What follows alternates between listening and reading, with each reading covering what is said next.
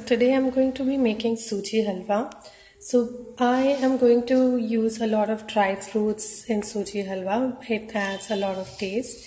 So I have got 1 cup of suji, a little less than 1 cup of suji or rava, and I have got about 3 tablespoons of sugar. You can add more or less sugar depending on how sweet you would like it. Some people add suji or rava in equal proportions to sugar, so you can have as much as this if you like your halwa to be too sweet. And I have got some dry fruits here. So I have got some coconut, dry coconut, which is like scraped into these pieces, and I'm going to fry this. So this really adds a lot of flavor, in my opinion, to suji halwa. And this is about 2 teaspoons of almond, which are soaked, sliced, and then tossed and roasted into with some ghee. And I'm going to use, I think, about 1 tablespoon of ghee. Not all of this, but yeah, about 1 tablespoon of ghee. Other than this, you only need water. So let me get started by heating up a pan. So I've heated up the pan a bit, and I'm going to add rava.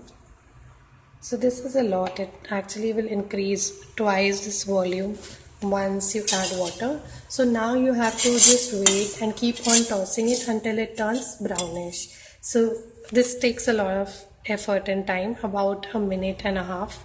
So it should turn brown. I'll show you how. So you see the brownish color at the base. This means that it is getting cooked.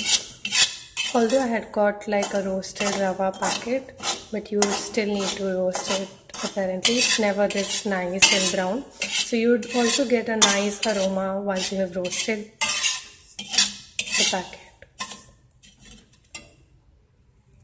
So you can see I've got the rava out of the pan and it has changed its color. Now I'm going to add some ghee and start making the halwa. Heated up the ghee, and now I'm going to add the coconut. Now the idea is again to get this colored brownish like how we had our almonds or badam. Yeah, just slightly keep turning it in ghee. It will take a while but not too much, about another minute. You should be done in making this entire halwa in about I think somewhere about 7 to 10 minutes.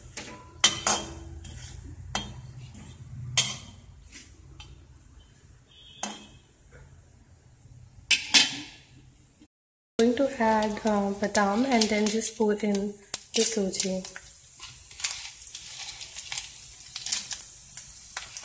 Although badam is roasted, I just want to go ahead and toss it in the same ghee. And now there goes the suji. You can also add sugar at this time. I'm just going to give it a little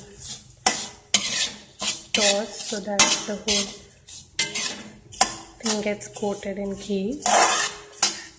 At this time add sugar. Be careful, as soon as you add sugar it starts to get caramelized. So you need to pour in water as well.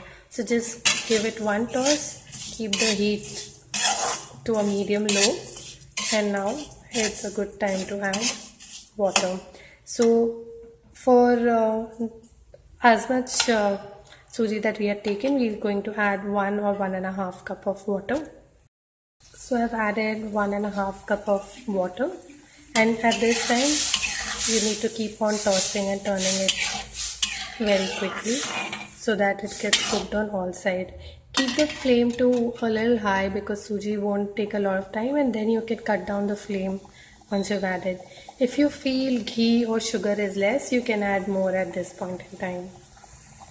So now the water has evaporated. I'm just going to toss it a little bit more. If you see, this is not sticking to the sides at all, although I've not got a non-stick pan.